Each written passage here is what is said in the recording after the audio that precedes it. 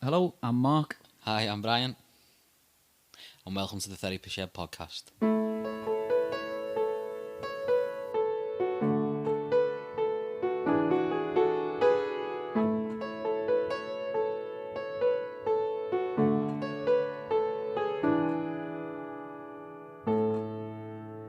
Hello, Mark. Hello, Brian. How are you?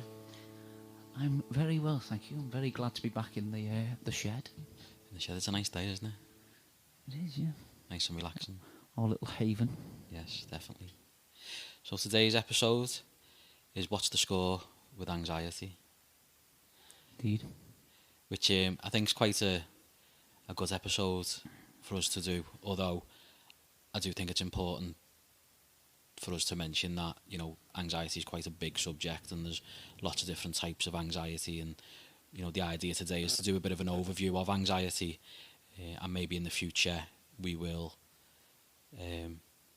dedicate episodes to specific anxiety disorders and sort of delve into them a bit deeper and look at them sort of individually. But I think, the idea of this episode, and with it being an overview, is to give a bit of an understanding of sort of what anxiety is, where it comes from, how maybe it works, and actually how normal it can be. Because I think a lot of people, when they're experiencing anxiety, whether that be health anxiety, social anxiety, generalised anxiety, it feels a very lonely place, nobody else ever experiences it. But hopefully what people will come to realise listening to this episode is that anxiety is nature's design of an alerting system in our brains to alert us to danger. So nature designs anxiety for it to be powerful enough that it cannot be ignored. It's meant to be uncomfortable. And anxiety itself is not a bad thing. It only becomes a problem when anxiety is triggered sort of inappropriately. And unfortunately that can happen sort of quite easily, I think, especially in this society. I mean, I don't know what your sort of take on. Yeah, I mean, just to continue, I think that's a really good opening to the What's the Score with Anxiety. Thank you. Brian's going to tell you to get the drinks in now. Definitely, it's the sense of when we feel anxiety, as you say, Brian. We feel very vulnerable, I think, and it can, if it's interpreted in a really personalised way, it can very quickly become, as you say, a real sense of loneliness, sense of vulnerability, sense of it's your fault, you've done something wrong, or you've got something wrong with you, or we need to act on the thoughts as well. And I think that's a key thing with anxiety is it's a survival mechanism, as you say, it's built into all of us. But I think until sometimes we kind of remind ourselves or we become aware of that anxiety is built into the way the mind works, it can be incredibly scary, as often is the case when we work. Particularly when I've experienced anxiety myself in the past, over the years, and certainly working with clients as well. So often, it's just learning about the mind, and I guess, as I say, just remembering that, having that self-awareness that, hang on, is this anxiety or is this actually my problem, my fault? Personalising things. It's a completely understandable thing to do that when we feel vulnerable, when we feel that perceived threat. We have the impulse to act, to try and influence, control, or to protect ourselves. But I guess one of the things that we're hoping to do with this episode, and as you say, future episodes around anxiety, is to hopefully just give a bit of an insight as to what anxiety is, how it operates, and hopefully sharing some techniques around kind of self-awareness and that thought-action fusion that I've just mentioned there. So the thought-action fusion is what we might call in therapy or in in mental health in general, the idea that we have to act on every thought that we have, and particularly if it's a scary thought, or what we'd say it's an anxious thought. And that's just so often not the case. The vast majority of thoughts we have, we don't act on. But, you and I have spoken before, haven't we, about where anxiety quite often is about the meaning and the attachment that we give towards particular thoughts that we have.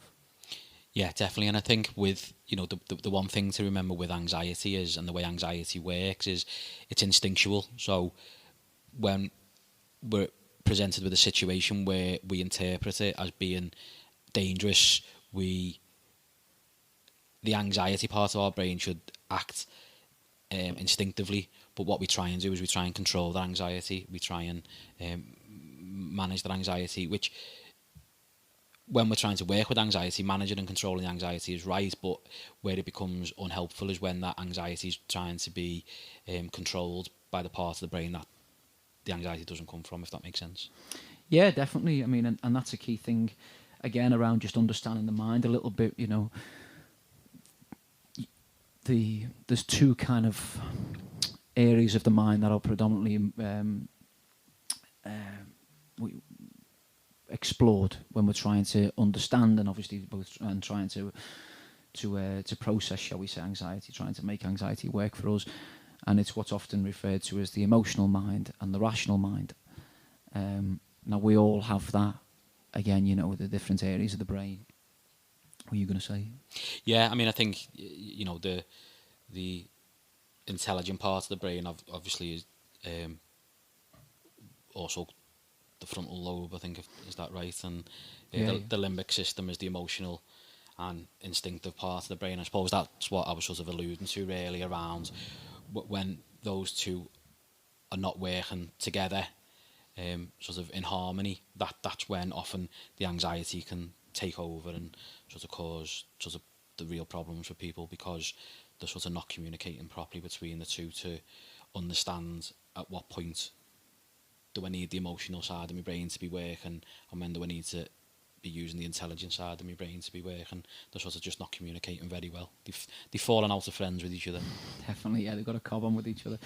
Yeah, I know, and it's, we personalise things, don't we? When the emotional brain is kind of completely in control of the car, our overall mind, if you like, we personalise anxiety. We make it that fuels our vulnerability. That fuels our it compels us to feel like we need to act to protect ourselves, or to survive, or those defense mechanisms can kick in. And again, that's very much where the emotional brain is really dictating play. And I think that comes back to what we were saying before, that sense of feeling vulnerable. We do personalize things, and we're all capable of this. And this is something that I think is a key thing with in understanding anxiety. It's that we all experience anxiety. It's not about, I think the trap that we can all fall into sometimes is, it's the aim, if you like, of it is processing anxiety, but it's more than that. It's almost the aim of almost getting a grip on anxiety, and if we're struggling with anxiety, the trap that we can sometimes fall into is, I just want to stop worrying. I want to stop having anxiety. Mm-hmm. And the reason why I say that's a trap is because, of course, as long as you're a human being, you're not going to stop having things that you'll interpret as a concern or a worry. And as you mentioned at the beginning of the episode, Brian, it's that sense of it's a good thing in many ways that we are concerned about things that because when we're concerned about something, we care about it, But where it becomes why that can be a trap is because you're not going to stop having things that you value, that you care about. So therefore, you're not going to stop having things that can trigger a sense of worry or concern or trigger your anxiety. The aim, ideally, is how you respond to those worries and those concerns. Yeah, totally. Do you know what I mean? Yeah, definitely. I think, a sort of an example, I suppose, to put maybe that into context of how you've explained that, or how I understand it, is, if we go to cross the road, say, if we had zero anxiety and we didn't think about it, we would just cross the road, and potentially that could be dangerous. Where when we come to cross a road, there might be a very, very small, tiny bit of anxiety that's hardly noticeable, but it's noticeable enough for us to at least stop, look, listen, wait for the traffic lights to change, and then cross the road. So you probably wouldn't even notice an anxiety to the point where, as in people understand anxiety to be now, but there would be a response for us to keep ourselves safe. So therefore there would be and again for some people, I mean, again, if somebody's been involved in, a road accident, or they'd seen witness somebody getting run over or something, every time they would go to cross the road, or certainly, a short time after witnessing or being involved in something, they would probably have a higher level of anxiety crossing that road, because the part of the brain where the anxiety comes from would only remember their last previous experience. So therefore they would go, oh, last time we crossed the road, something bad happened. So therefore you would be on a higher alert crossing the road than, say, somebody who's never experienced anything like that before. Yeah, definitely. I think that's a great example as well of, and I guess that's, excuse me, what we're getting at when we say it's about making anxiety work for us, because so often it's the process, our kind of thought patterns and our kind of thinking processes that is the problem, shall we say, or the issues that's the root of our issues, as opposed to the content. And I think that's something we'll come on to in a second. With all anxiety. Go on, sorry. Sorry, I was just going to say with all anxieties, but and we'll explore this more in a moment, and I'm sure in future episodes as well. But particularly in general anxiety, what we might refer to as general anxiety, we can get completely absorbed and completely kind of submerged, like as though we've dropped into the ocean. We can get completely submerged in the content of our thoughts, and we run away with disaster scenarios of what people think of us, or what we've done wrong, or what we haven't said when we should have said, or etc., etc. All the worries that we can all experience. If we're really struggling with anxiety, we can get lost in the content of those thoughts, And as I say, sometimes we say in therapy, it's like we play disaster movies out in our head of something that we maybe have experienced only a smidging of, it's maybe rooted in reality, but our anxious mind has taken that to the, and just absolutely, taken off with it, and it's become a disaster movie in the mind full of anxious thoughts and, as I say, disaster scenarios. And the process is what we're looking to instead of the content and changing those thoughts, which again I come back to, is like almost a trap that we can all fall into.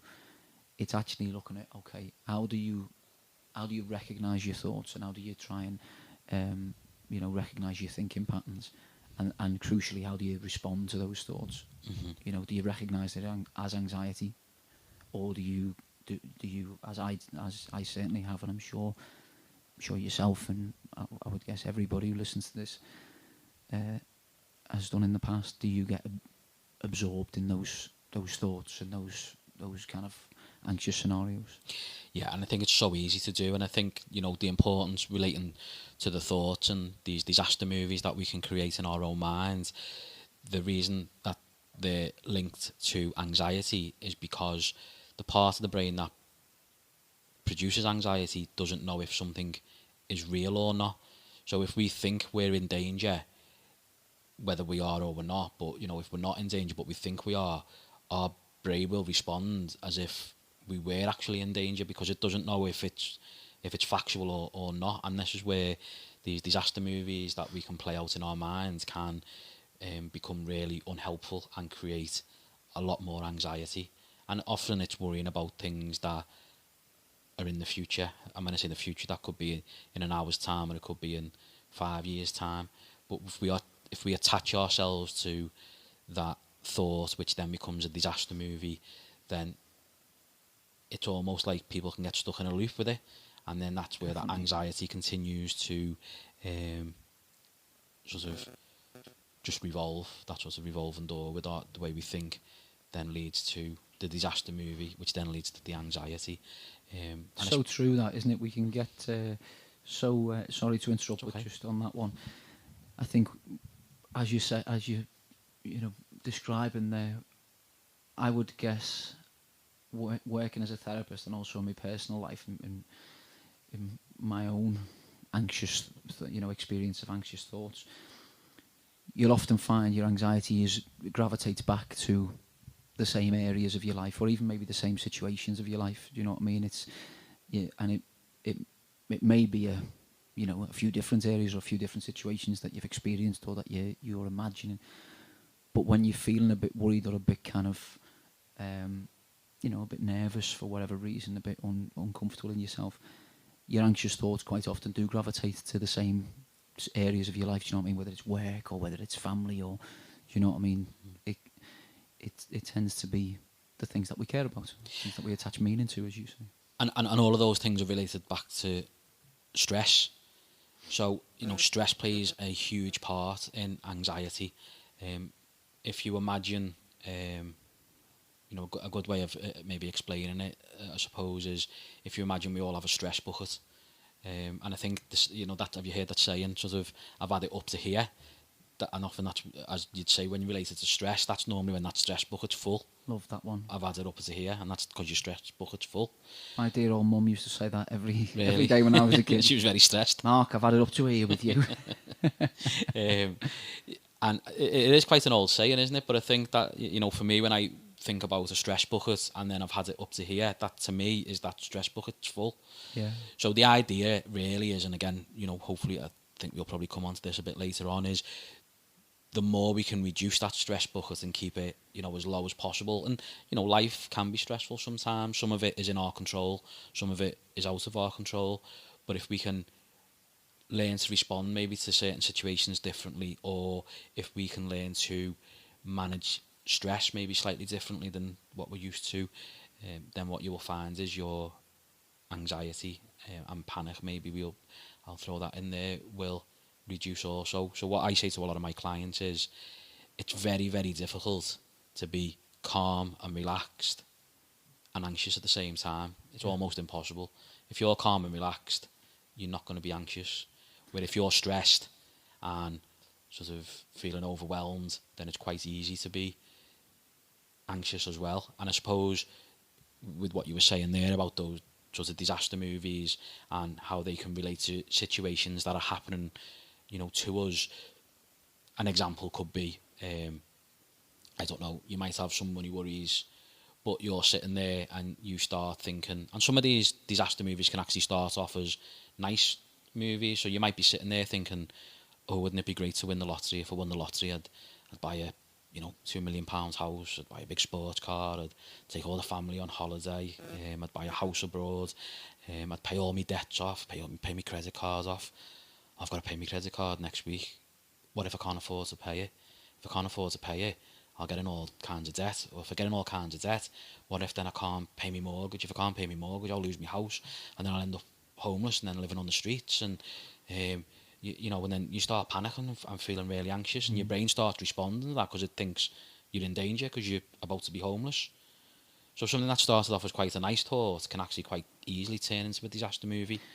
And I think, yeah, absolutely. And I think that can be such a useful thing to, to remind ourselves of, that sense of recognising the anxious brain. Like what you've just described there, it sounded like the car was getting driven along quite nicely, and we were enjoying our, daydreaming of winning the lottery, as you say. And then very quickly, the anxious mind took over the steering wheel. Yeah. And before we knew it, we were on our way to hell. And it was, the brain, the brain shuts down, and it's the emotional, anxious brain that's completely in charge. And now we are homeless. We haven't actually done anything physically that's not connected to our reality at all. That was just our thought processes.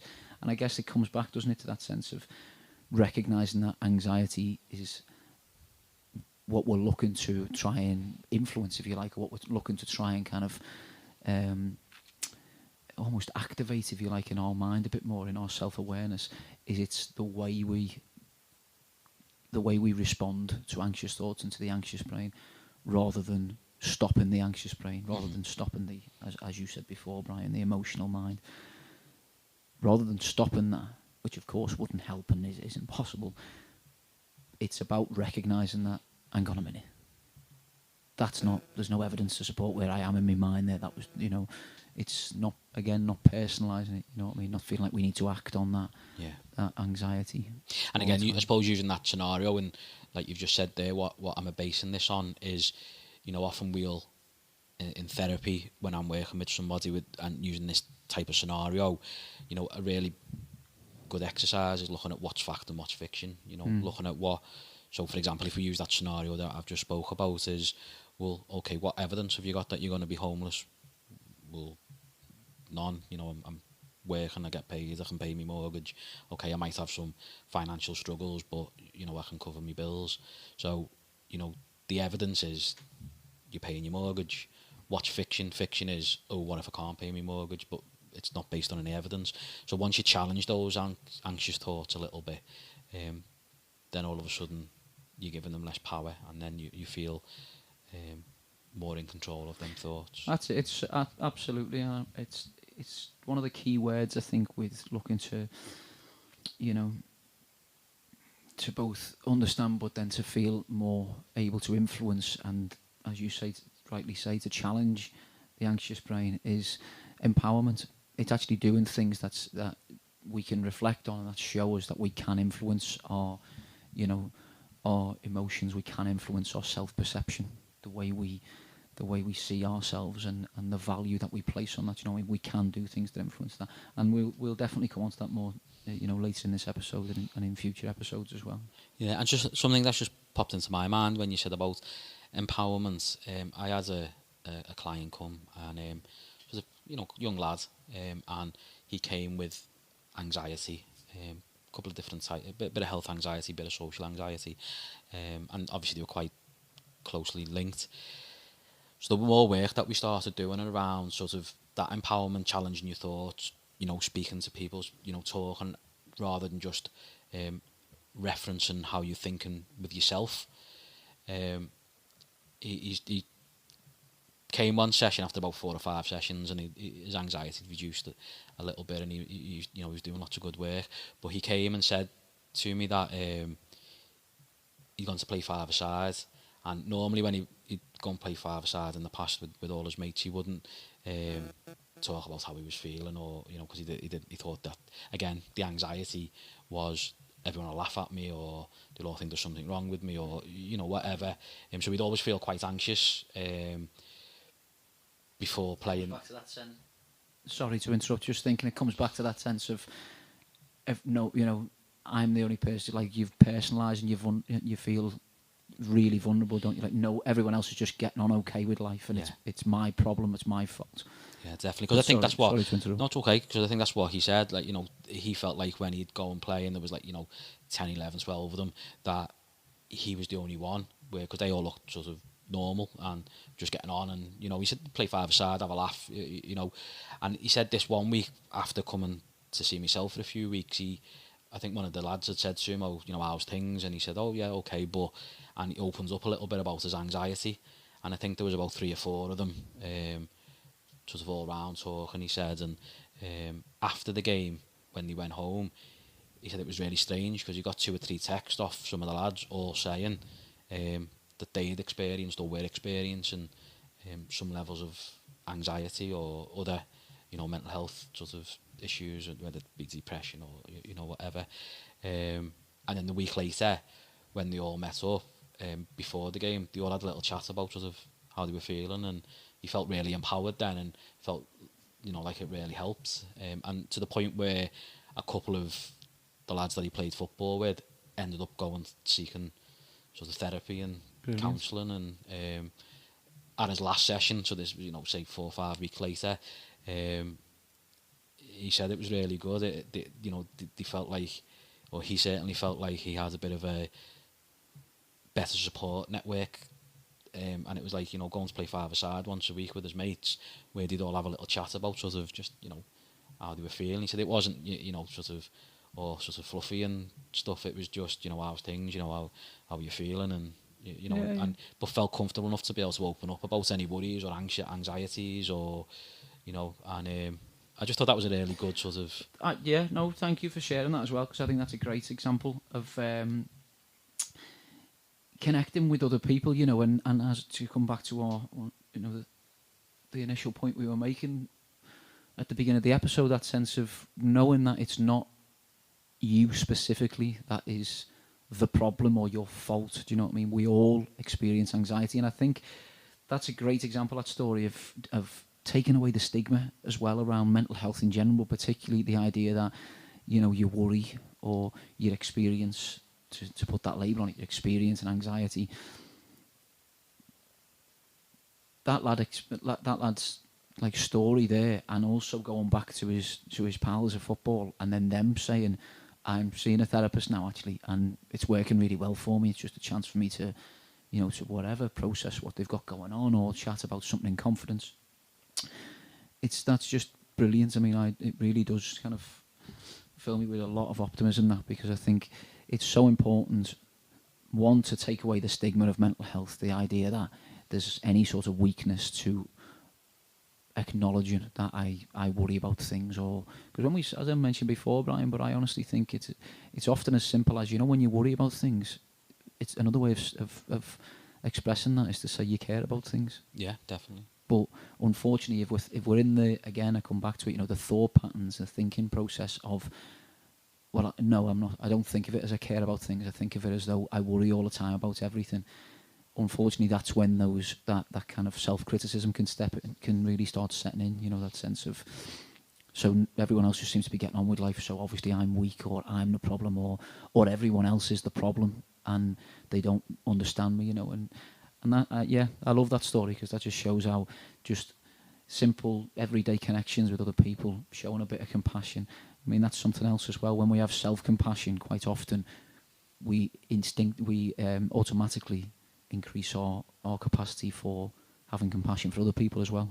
Yeah, definitely. Do you know what I mean? 100%. And I think another sort of important thing to sort of touch on with sort of anxiety, and again, it's sort of seen as being a really negative, if I'm suffering from anxiety, then that's really bad, or if somebody knows I suffer from anxiety, then that might be really bad. But we'll also use terms like, for example, if you're going for a driving test, we might say, oh, I failed my driving test because the nerves got the better of me, or I went for a job interview and the nerves got the better of me, or I was really nervous and my mind went blank, or I went on a date and again I was too nervous, so I was getting my words mixed up, or didn't know what to say because I was really nervous. And using the words in them terms, whether it's driving lesson, job interview, going on a date, whatever it might be, using the terms of being, I was really nervous. Well, if you look at the symptoms of being really nervous, they're the exact same symptoms as being anxious. It's the same thing. It's just the same thing. It's just, again, being in situations that generate stress. Just bring it back to stress. Doing your driving test, something you care about, but also it can be quite stressful because you're about to be tested and have an exam, and going for a job interview, you obviously might want a new job, and you need a job, so you worry that you mightn't get it, so you feel stressed.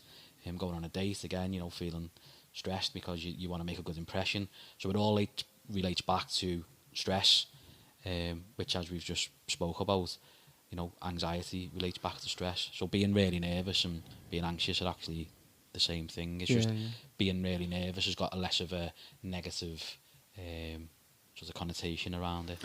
Yeah, it's more. I guess it's more everyday language, isn't it? To say we all have said, I feel really nervous. Whereas I would suggest less people would have said, I feel really anxious, or I have anxiety. Definitely, but that's what you've just said there as well about like the relationship between stress and anxiety and so on. I think it's again, it comes back to that sense of empowerment, because if you recognise that you can influence your anxious mind and your self-perception in one area of your life that you may be feeling anxious with, and going, well, hang on, that's not true. Actually, I'm giving myself a hard time there. That's the anxious mind. That's not my actual self, if you like, or what the reality of a situation. You can then start, hopefully, pretty fluently, in time, start applying that to different areas of your life as well. Do you know what I mean? So to come on to like general anxiety. So general anxiety is social anxiety. To get into like those labels and the different areas of anxiety as we understand them. Mm-hmm. So how would you describe general anxiety, Brian? I suppose general anxiety is sort of something you can't necessarily put your finger on. So with health anxiety, it's specifically related to your health, where general anxiety is what's in the title, it's general, so it could be for lots of different things. Often it's related to more social anxiety, so going out, being in crowds, or going somewhere that you've not been before, or you know, being in particular situations that you've not been in before, where I suppose, I don't know if this is the right way of putting it, but I suppose sort of worrying about lots of different situations rather than it being specific to one specific situation. So like I said, health anxiety is specifically related to your health, rather than general anxiety is generally worried about lots of different things. Definitely, yeah. And I think general anxiety, out of those three you've just named there, general anxiety is the one for me where it is I mean, they're all rooted in the process rather than the content, as we've said, of our thoughts. But general anxiety is very much, I think, the way we're thinking, because we're basically applying worry to almost any area of our life. It's general. So if we're not worried about our situation, if we're not worried about work, we might not even have a situation as such. Might not even have a problem at work. But if we're not worried about work, or maybe job security is a good example, or if we're not worried about the bills that we've got to pay, or we're not worried about our kids or our parents or our partners or whatever, if we're not worried about, we're always shifting the worry to somewhere else. And obviously we can get into a cycle where you can drive yourself crazy, and really overwhelm yourself, because you're just trying to put out fires left, right and centre in your life.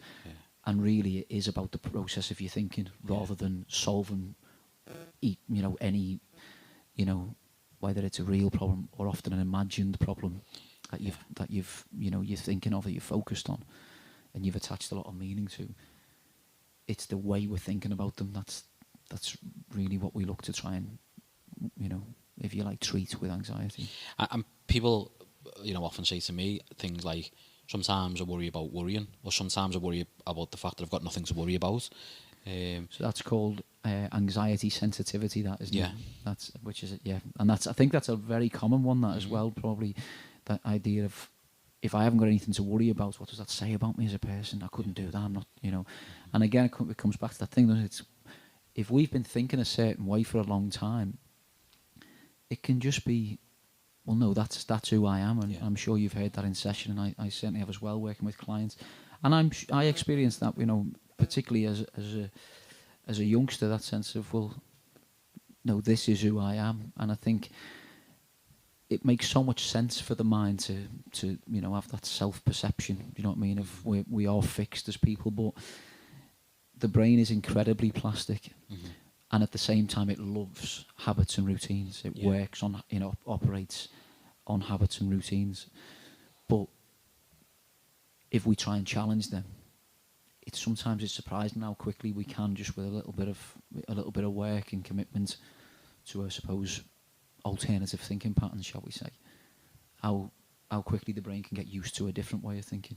Yeah, definitely. As soon as you start breaking those associations and those patterns, those thought patterns, and then those responses, especially to those thought patterns, then things can change quite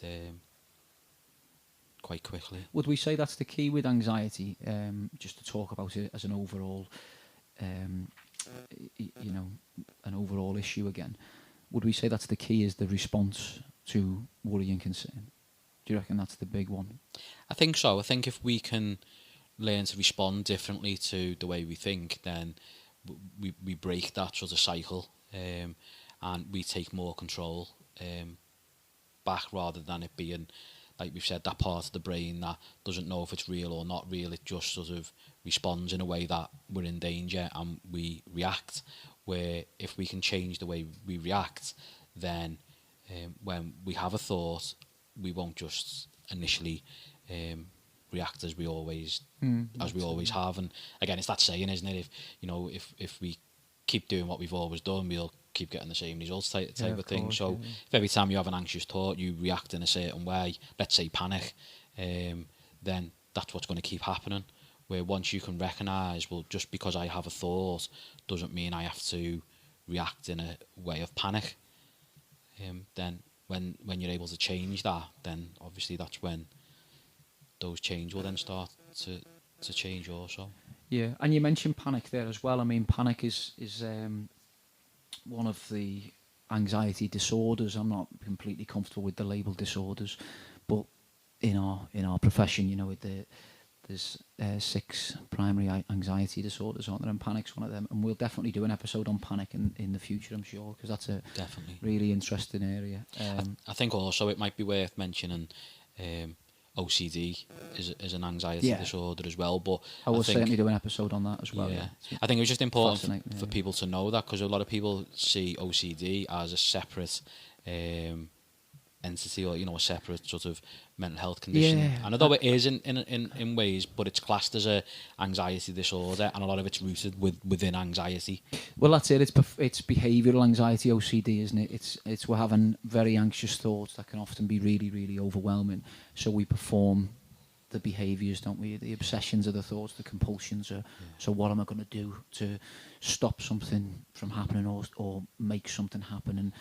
And again, it's anxiety. It's we create a lot of rules in our head about, you know, what we can do or what we can't do about a situation, or if we need to do something about. And again, to come back to what we've been saying across the episode, really, we can get so embedded and lost in the thoughts that we're having that we can struggle at times to actually see, well, is this just my anxious brain, or is this reality, you know? I think the only slight difference, I don't know if you can correct me if I'm wrong, but I think the only slight difference with anxiety, the different anxiety disorders and OCD, is other anxieties tend to have less intrusive thoughts, where OCD is a bit more intrusive. Well, it's based in I'm sure you're right there. I don't know for definite, but I'm sure that sounds very, very, very likely that, right? Because OCD is rooted in intrusive thoughts. An interesting thing with OCD is it's often rooted in reality as well. So it ties in with what we were talking about earlier on. You know, it tends to be about something that we care about. Now, it might not be something that, by the time the intrusive thought has developed and into it becoming a really overwhelming, scary thought, it might not feel like it's a realistic situation, but it's rooted in intrusive thought. It's rooted in reality. So I think to hopefully try and describe that a little bit better, OCD in the let's say in the 20th century or even the 19th century, the intrusive thoughts. How many people do you think had intrusive thoughts about what people thought of them on social media? Oh, I mean, I'd say no such thing as social media, was there? But you know what I mean. What people thought of them in society. I think I'd say everybody, and I couldn't put an exact number on, but I know it'd be millions rather than 20 people. I would have guessed at millions. And how many people do you think? So the main intrusive thought in the 1900s, let's say, was something that I don't think it's a very, very low number of people have intrusive thoughts around now. All the research suggests, and it was blasphemy. Right. It was about religion and going to heaven and going to hell. Intrusive thoughts in those days, as far as the literature, the research shows us in like the field of OCD. Whereas nowadays, a significantly less number of people have intrusive thoughts about religion than they would have done in the 1900s. And I guess when I was reading up on that, what hit me was, so the idea of intrusive thoughts, I think sometimes we can make the mistake of thinking, oh, okay, so intrusive thoughts are about things that don't apply to me at all. No, they do apply to you, but it comes back to the disaster movies that we... Attaching yourself to that thought. Yeah. There was a... I think, sorry, just quickly on that one, with intrusive thoughts, I think that's when we can really start getting into the associations of what does that say about me as a person. Yeah. That must mean something. That's such a scary, aggressive or violent thought. Or that must mean something about me. I'm a bad person. I'm a bad person is a common association, isn't it? I think that's why when you asked me the question, I said sort of everybody, because I remember I've read a paper somewhere that they'd done an experiment. I think it was in New York, and they'd done two, and they'd had one where they had like a policeman crossing the road, and they had people behind them, And they'd go up to the people that were stood behind this policeman and say, you know, being totally honest, what have you just had any, like, what was the worst thought you've just had in the last 5 seconds while you were standing here? And the most common answer was, I wonder what happened if I'd grabbed his gun, because the policeman was standing in front of them with his gun. And then that was very quickly followed by, but then I thought, oh, you know, if I grabbed his gun, he'd probably get it and shoot me or arrest me or I'd get in trouble or, you know, something like that. And that was it. That was the end of it. But I think like there was a high percentage of the people had this intrusive thought, and then they'd done it at a train station. I don't know if that was in America as well, but it was part of the same study. And the most intrusive thought that people had while they were standing at the train station was, I wonder what would happen if I just pushed him onto like the railway track. But then very quickly be like, well, you know, I'd probably kill him and I'd get in trouble and stuff. So obviously they didn't act upon the thought, but it was an intrusive thought that went through the mind, and that was the most common thought that people had. But it was, again, just brushed off because it was normal. It's just our brain's way of making sense of things, and just, you know, again, it's just a thought. Just because we have a thought doesn't mean we have to act upon that thought. But where maybe somebody's struggling with anxiety, OCD, you know, then that's where it can then, we attach ourselves to that thought, and then, you know, if that person would have thought about pushing somebody in the railway track, for example, then starts thinking, I'm a terrible person, I'm a really bad person. I'm a murderer. You know, you know, and in real, and again, this is why, you know, we've started talking about OCD, and like we said, we need to do a full episode, but there's been people who have had really bad OCD and intrusive thoughts who've gone to the police stations and said, you know, I think I might have hurt somebody, and they haven't, but because they'd had a thought, that thought, they'd attached themselves that much to the thought, it almost becomes true to them. Definitely, and and we certainly will do an episode on OCD, because we're obviously both very passionate and enthusiastic about, but also really, you know, interested in it as well. It is a fascinating area of mental health, OCD. But the key thing, I think, just to say for now about intrusive thoughts is, often with intrusive thoughts, what we mean when we say an intrusive thought is they are thoughts that we have that don't sit with our moral self. We don't agree with them, but we, if we attach a lot of meaning to them, if they can often be quite violent, quite scary, and they don't sit with us as a person. We wouldn't expect us to have those sort of thoughts. They're unusual for us to have, and that's often can be the reason why the brain attaches a lot of gives them a lot of attention. Do you know what I mean? Because it's like, well, that must mean something, because how can I have such a violent or such an aggressive thought like pushing someone onto a train track if I'm a good person, or if I'm the same as everybody else? And it comes back to this thing with what we've said about anxiety. It's, we can often personalise it and feel really vulnerable and self-judgment, have a lot of self-criticism, be self-judgmental around having an explicit intrusive thought. And again, so say, you know, just to kind of to bookend that with our conversation on OCD, that's when it can become, we think, well, that must mean something about me as a person. That must mean something. That must mean I'm a bad person, or I'm a murderer, as you say. And it's just looking at anxiety again, is we recognising that a thought is just a thought. We have, I think the research suggests we can have up to 70, 80,000 thoughts every day. Yeah. Most human beings can have around that, you know, that amount of thoughts every single day. So it's, so of course the vast majority of them we don't attach any meaning to. We don't think we should act on them at all. But it's when we have thoughts that are really explicit or violent, what we would class as an intrusive thought, we can go, well, that must mean something. But I guess what we're trying to do is recognise them for what they are, which is intrusive. We don't agree with them. Yeah. So just let them, hopefully what we can do is encourage our thinking processes to just let them float out of the window. You know, as easily as they drift in, allow them to just drift straight back out again.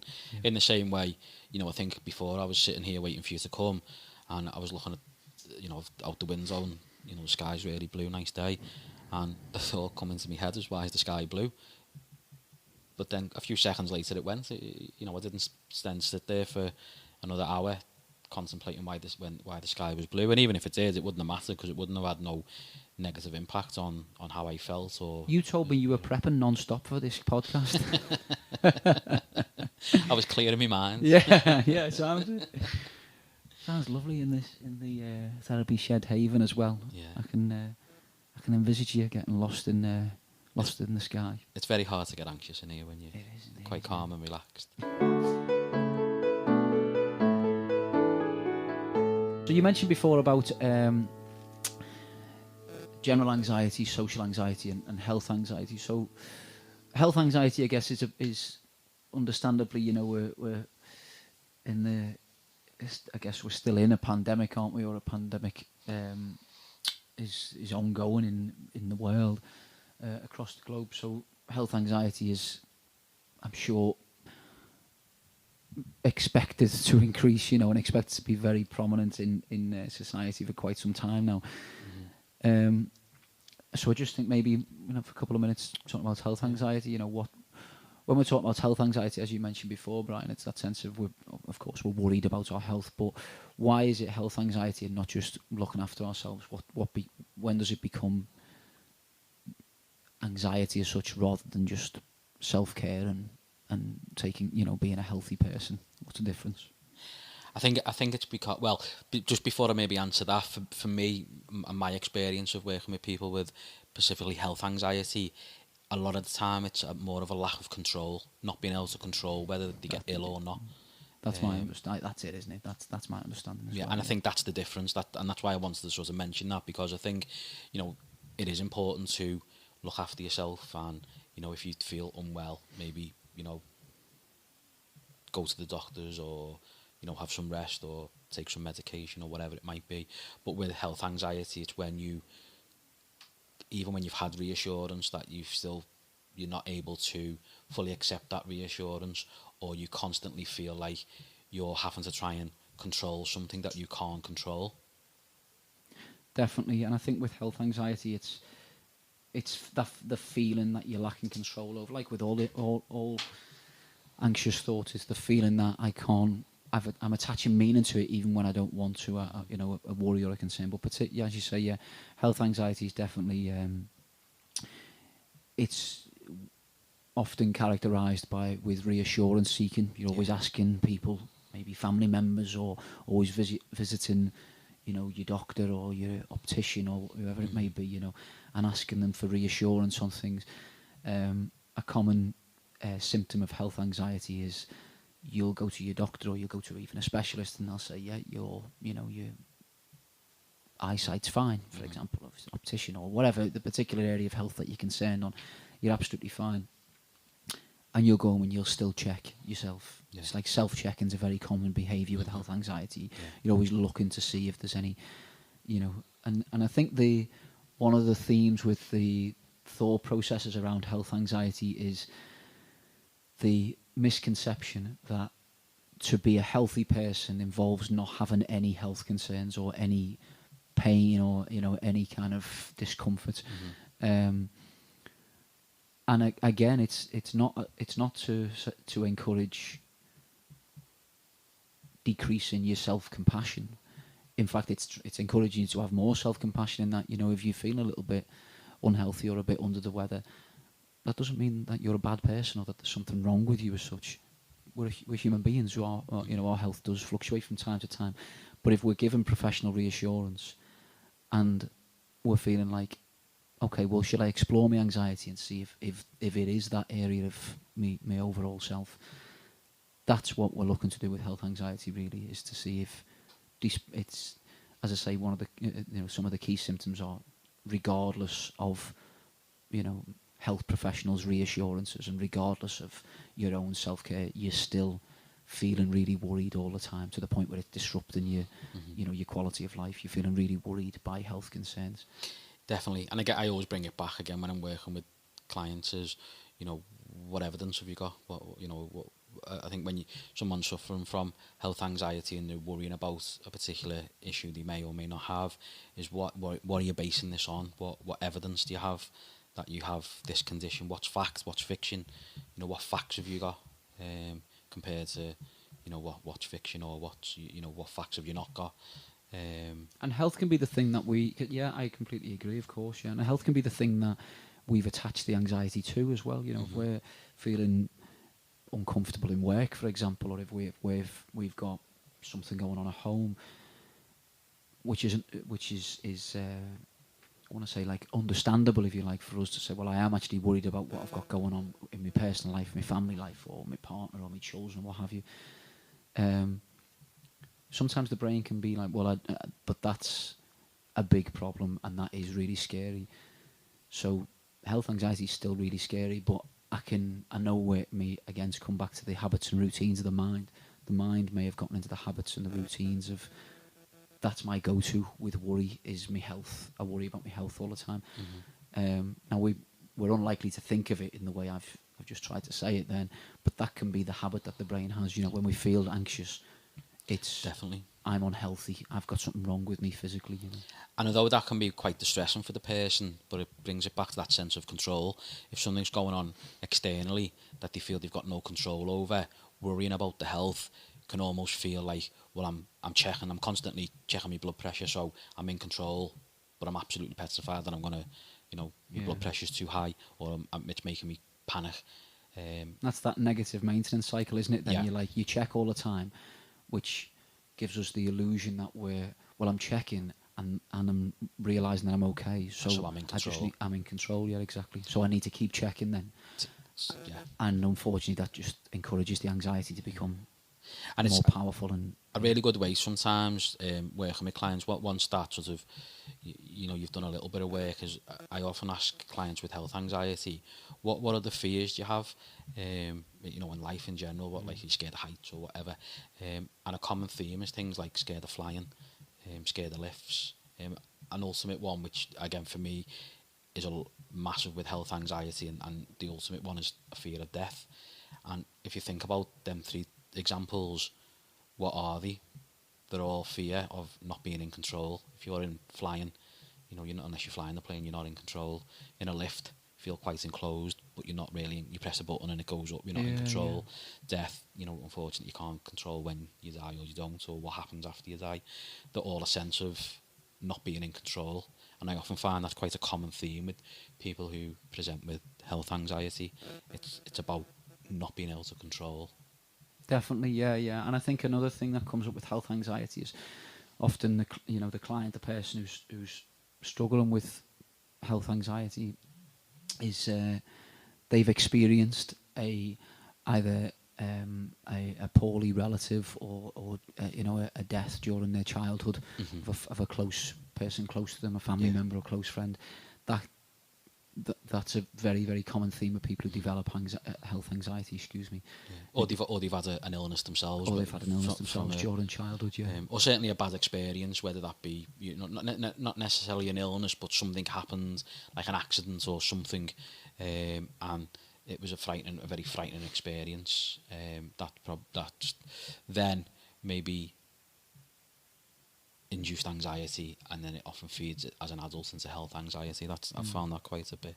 Yeah, definitely. Yeah, I mean, and one of the things, of course, that we're looking to do in these podcasts as well is hopefully, for of course ourselves, but listeners to hopefully take away maybe some strategies or techniques that they can try or explore a little bit and see if they find helpful in their own lives. Is what with health anxiety, an example of a strategy is often, what we call reassurance seeking. So you're going to ask your mum, for example, or your partner, or your children, or someone close to you, to give them to ask them, do you think this is okay? Maybe it's something as common as like backache or whatever it may be. What do you think this is? Or you'll Google it often. And again, that's a form of reassurance seeking. You want someone else to say you're okay, or also you're not okay. You're looking for that reassurance seeking. And one of the things that we can try in therapy, but again, people can try, independently, is maybe keep a bit of a thought record, just keep a little bit of a diary when for a week you don't ask anyone, you don't Google symptoms, you don't ask anyone around you for their reassurance, you don't ask their opinion, and see what happens with you. Does it change your health at all? And often, if it is health anxiety, often what you'll find is, that reassurance seeking, in fact, all that's doing is making me feel anxious in the long run. it's just reinforcing my anxiety. So it's not doing anything. You know, it's trying to get our minds to recognise that it's not doing anything to actually help us. Asking people for their reassurance all the time. So that's just one of the keeping a diary is a good definitely start. Definitely. I think for me, you know, a starting point for strategies and ways of helping with anxiety, like we said, you know, during the chat, of those two different parts of our brain and ultimately them not working together. I think if you can build that relationship between the two and make them friends again and work in harmony. Sometimes called the wise mind, isn't it? The wise when they mind. work together, the emotional mind and the rational mind. When we get them, you know, mates again. Yeah. It can sometimes be referred to as that's your wise mind. When them two are working well as a team. Yeah. That's your wise mind, and that's ideally what you want in charge. Definitely. And the best way to do that, one of the best ways to do it from my experience is starting off with something that's really, really simple, which is using your senses. Our senses are something that we use naturally anyway. And as babies, that's what we use to start forming relationships and building that trust within our minds. So things like, you know, when we, as babies, we get used to our parents' voice and we know we can trust them. So, you know, it's how we inform the brain, isn't it? It's how we inform the brain. You know, smell, even taste. You know, when you're a baby, when you start eating, and the first time, if you've noticed the baby, the first time they try a bit of food, they might pull a bit of a funny face, or, you know, and they're using the senses of taste to start developing that trust with food and things like that. So often an exercise that I'll say to people is go out for a walk. You know, ideally, well, it doesn't matter, I mean, but like a park's quite nice, but if it's down a road, then that's fine. And practice using your senses. So what can you hear? You might be able to hear the birds singing, you might be able to hear cars going past, you might be able to hear kids playing. You know, so what can you hear? What can you see? Again, if you're walking through a park and you see the trees, the flowers, if you're walking down the road, you might just see people, houses, shops, whatever. What can you smell? Again, you might be able to smell flowers or car fumes if you're walking down a road. What can you feel? So it might be, you know, again, you might sit down on a bench or on a grass, or you might just be walking and hold your phone or whatever it might be. And then the last one, which is a bit more tricky, is what can you taste? So sometimes, you know, you might have a bottle of water with you, or, you know, you might just be able to. Sometimes you can just taste the air, type of thing. Yeah, definitely. But it's just about not judging any of them. So whatever you hear, see, smell, taste, feel, see, it's not about adding anything more to it. So it's not like I can see a tree, oh, but is it really a tree? What if it's not a tree? It's just about I can see a tree and that's it. I can hear a car, that's reality. Yeah. And what you're doing is you're using your senses, which you use every day, all day anyway, but you're just paying a bit more attention to them, and you're starting to build that trust. Because if the front part of your brain is saying there's a tree, the back part of your brain's not going to argue with it. It's a tree. You know, again, unless you start, you know, adding that's like the rational mind is saying there's a tree. The emotional brain isn't going to start arguing. Exactly. It's going to say, yeah, you're right. And they're getting on, they're agreeing with each other, and the more you do that, the more that sort of relationship builds between the two. And it's a really simple exercise, but it can also be used as a way of, if you're feeling anxious, as a way of relaxing yourself and calming yourself down, and distracting yourself with thoughts. So again, it's often called 5, 4, 3, 2, 1, and the way it works is 5 things that you can see, and if you can say them out loud. So just for example, sitting in here now, I would say I can see the window, I can see a picture, I can see a lampshade, I can see a chair, I can see a radiator. Why didn't you say me? I can see Mark. I personalise that. Sorry, Mark. So there's 6 things that I could see, although it's normally 5. 4 things that you can hear.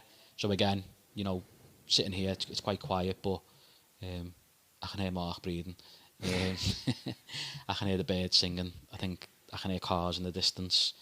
I can hear, I think, people talking somewhere. 3 things that I can touch. So I can touch my t-shirt, I can touch the microphone, I can touch the cushion next to me. 2 things that I can smell. So I can smell my aftershave. I can smell you, Mark. You're bringing me into it when now you can smell. I attached a lot of negativity to that. Sorry, Mark. I can smell. I can smell I can smell my flowers. And then one thing that I can taste. So I've got a glass of water next to me, so I can taste that. So with all of them, you go through each one of them in that order. You say them out loud as you're doing them. That can be a really good strategy, and it's often referred to as a grounding technique. It's, you're grounding yourself. And it's something we, as you said before, Brian, it's something that we can all do, and it's something that is, pretty straightforward for us to do. And I think you described it really well there. It's understanding why that can be useful. You know what I mean? It's bringing us back into the present, and it's trying to call a truce, shall we say, between the emotional brain and the rational brain. It's trying to get that recognition of reality without adding lots of kind of imagined scenarios or imagined kind of narrative around what's actually going on for us right now in the present. Anxiety is quite often rooted in things that have gone before that we're adding a lot of narrative and a lot of imagined, worry, imagined kind of negativity to, or it's predicting the future again. Whereas as you said, those grounding techniques can be a really effective way of bringing us back into the present, what's going on right now, and hopefully that gives us a sense of, again, being able to influence and control our self and our thinking patterns, and also just relaxing our thinking patterns, relaxing ourselves a little bit as well, because we're checking in with where we are right now, and we're not adding any sort of big disaster scenario to it and stress. And again, I think another really effective, one of the things I do with I'd say all my clients that present with anxiety, another grounding technique is some simple breathing exercises. And again, I say simple because they are quite simple, and sometimes people even say I was just breathing going to help with my anxiety. Although in many ways our brains are really complicated, they're also really straightforward and really quite simple, in the sense that, like we've said near the beginning of this sort of episode, if you're calm and relaxed, you can't be anxious at the same time. Now, if you're controlling your breathing in a way that's calm and relaxed, then you're less likely to be anxious. So breathing is something that we do naturally. Breathing is something that if we control it and we focus on it, we can slow it down, which will help us relax, which will help us feel calm, which will then in turn stop us from feeling anxious. Definitely, yeah. There's a great quote, I should have written it down because you just reminded me of it then. I think it's the Dalai Lama. I think it may be the Dalai Lama. I'll check that out. But it's breathing is the greatest gift that nature gave us. We should use it as such. And it can be, there's a lot of, it can sound a little bit, I don't want to be, we can attach it, we can be dismissive about that. It's like, sounds too simple. Sounds too simple, but I honestly do take a lot of inspiration from that. I think it's so definitely true what you're saying. 100%. So can I just check? No, you said you're going to check it out. Are you going to ask him? If I can find him. He's been avoiding me lately. But yeah, I mean, breathing is something that is so simple to do, but yet when you try it can be quite difficult if you're not used to practicing it. So I think, as an exercise, and I mean, there's loads of breathing exercises on the likes of YouTube. There's loads of apps, Calm and Mind Shift is another one. Yeah, Headspace. They're all based on breathing exercises. We should say as well, and we're not getting sponsored by any of these, but we should say that I'm pretty sure the three we've just named are free to download as well to any smartphone. I think so, yeah. I think one of them, after a while, you can start paying for, but it's just, and you add your email when you submit your email address when you first download it. But I would definitely recommend them as well, because they can be really useful. Just to start you off, exactly. I mean, I'd say I'd always encourage people, again, a lot of my clients, to go to the likes of, sort of, if there's local meditation classes or yoga classes are quite good, because a lot of that's based around breathing and controlling your breathing as well as movement, which sort of leads in, I suppose, just before we sort of bring this to an end, around sort of self-care and self-compassion and self-love.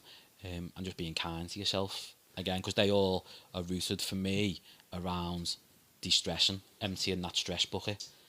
So I think the more kind we can be to ourselves, the less stressed we will ultimately feel, or certainly more able to deal with stressful situations. Of course, yeah, I completely agree, and I think it's understanding. I'm hoping that if there's one main theme that's come across in this episode, it's the importance of recognizing, giving ourselves a bit of, a bit of compassion, and recognizing that anxiety and anxious thoughts, or intrusive thoughts, or being worried, or feeling like, often with anxiety as well, I think we should mention that people can feel, I'm a really anxious person, so no one wants to be around me. And that can be a trap that we can fall into sometimes. And I think if there's one theme that we really want to encourage is that self-compassion, as you say, Bri, that self-love. It's having that, to use the word self again, that self-awareness that anxiety is something that can affect all, and does. We all experience anxiety. But if we're giving ourselves a hard time and saying it's our fault and we're the problem, or everyone else is the problem, and having that real sense of, I come back to that word again, but personalising the experience of anxiety, it's self-care and self-love, as you say, can be a massive antidote to that, because it just gets the brain, again, habits and routines. It gets the brain into the habit and routine of, hang on, I need to give myself a bit of relaxation here. I need to do something that I actually enjoy. Give myself a bit of a break. And some, I say obvious examples, but some tried and tested and very useful examples, I'm sure, from ourselves, and certainly, across clients we've worked with, and all the research shows, can be things as simple as doing some exercise. You mentioned yoga before. It's become more popular as time goes on in the West, in this country, obviously. Things like yoga. Also a big one with self-care, which things around self-care can often be, we may not think of it on a surface level as self-care, but things like socialising with friends. Yeah. Actually going out and just spending some time with people who you enjoy their company. Mm-hmm. You feel relaxed, you feel engaged when you're around them on a friendly level. There's no expectation of, what they're going to get out of you, or what you're going to get out of them. It's not a competition as such. It's not work. In some respects, there's no kind of, really like serious responsibility. It's enjoying each other's company, connecting with people on a friendly and hopefully a caring level. So socialising and relaxing with friends can be a massive self-care activity. I don't know if do you want to add? I mean, I think, again, what I always encourage all my clients to do around sort of self-care is to, enjoy it and have fun with it, find what works for you. I mean, self-care for you might mean something completely different for me. Like one of myself, and again, just touching on you saying about socialising, I think this is where a lot of people have struggled with lockdown, because a lot of these things that people would use as self-care but just wouldn't necessarily call it self-care, but then that's all been taken away, and all of a sudden their self-care had gone, and therefore people have struggled a little bit more. It's just that they wouldn't be going around saying, I go out with my mates once a week for my self-care. It's just they do it because they enjoy doing it, but that is self-care. So for me, like one of my big self-care things, which I've missed massively, was going to pitches. So me going to pitches once a week or once every other week was my time to just switch off from reality, be in a big room with a big massive screen and just lose all sense of reality, and just for an hour or two. And that was a massive self-care for me. Exercise, definitely a big one. And it's a lot of people will come and you mention self-care and they think, I can't meditate. Well, okay, that's okay. It's not, self-care is not just meditating. Meditating can be a really good self-care, but you don't have to meditate to self-care. Self-care could be cooking yourself a nice meal and really enjoying it, or it could be going for a walk. So when we say exercise, people often think the first response often some people will give me is, I don't like going to the gym, or again, I'm not ready to go to the gym yet, I'm too anxious. But that, going for a walk, like the exercise I mentioned before about the senses, but also going for a walk is a bit of exercise, and that can be self-care.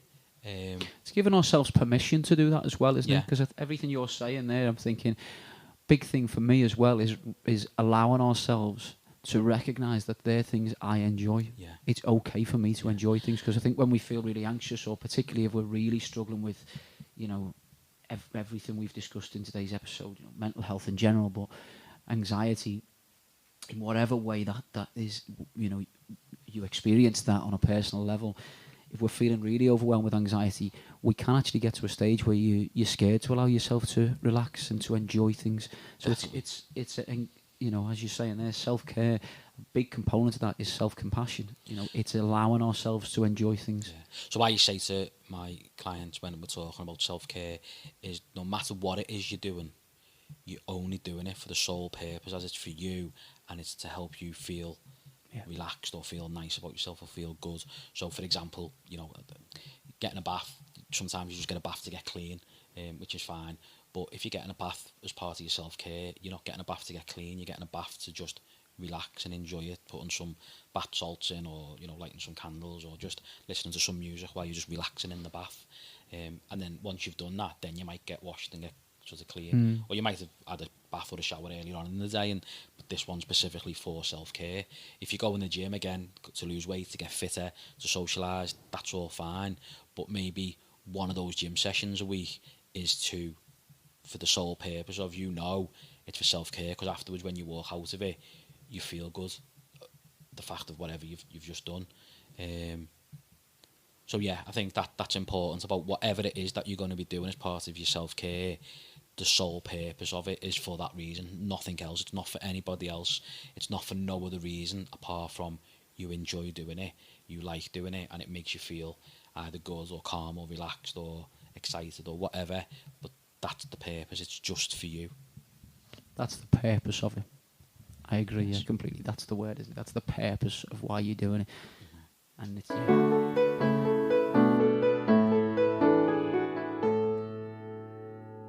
I feel nice and relaxed after that now. And just one more I'd finish off with from me in terms of you know, some strategies, if you like, to constructively respond to anxiety or feeling worried, overwhelmed, is what is sometimes referred to the third person technique. So if you're having really kind of a lot of worries, a lot of concerns, and certainly if you're self-critical, you know, if you're giving yourself a hard time, if you think it's your fault or you're the reason or you need to do something about this, third person technique is essentially checking in with ourselves for a minute and going, if someone I cared about, someone that was close to me in my life, was having the exact experience that I'm having now, and was having the exact same thoughts that I'm having now, and the same opinions, the same, you know, evaluation of our thoughts as well, exact same experience, both in the mind and in reality, what would my suggestion be to them? What would my advice be? What would my opinion on them be? And almost always, whenever I've used that technique in a session with clients in therapy, almost always they say, oh, yeah, I'd never say that they were weak, or I'd never say it's their fault. In fact, I'd probably say, well, you've been through a lot there. You need to cut yourself some slack. Or I'd probably say to them, do you fancy going out for a drink next week? Or I'll pop round for a cup of tea. And of course, as in therapy, you reflect back, okay, so it's interesting that, isn't it? Because when it's someone else, you're given an awful lot of compassion, an awful lot of care. But when you're experiencing it, you're giving yourself a really hard time. So the third person technique can just hopefully open up, recognising that the anxious mind has got its hands on the steering wheel when you're experiencing those thoughts, rather than, you know, your rational mind, or as you're saying, the self-care inside of you. We're trying to introduce that back into our minds a little bit with the third person technique. Definitely, that's a really good technique. You know, what would you say if it was somebody else sitting there? What would you say to them if they were thinking the same as what you're thinking? And yet, you're right. Often, it's always, you know, got an element of compassion attached to it, and reflecting that back to the person can be really helpful. And I suppose just one thing that I'd like to finish on with it is, you know, if somebody is listening and is feeling really anxious, that, you know, go and speak to somebody about it. You know, even go and speak to your GP. And there is medication as well for people if you know, if it's needed. you know, so that's always an option as well. But you know, just go and speak to somebody, and you know, sometimes just speaking to somebody can make you feel a little bit better also. And as we've said in previous episodes, in therapy, you're talking in confidence. It's someone outside of your personal world.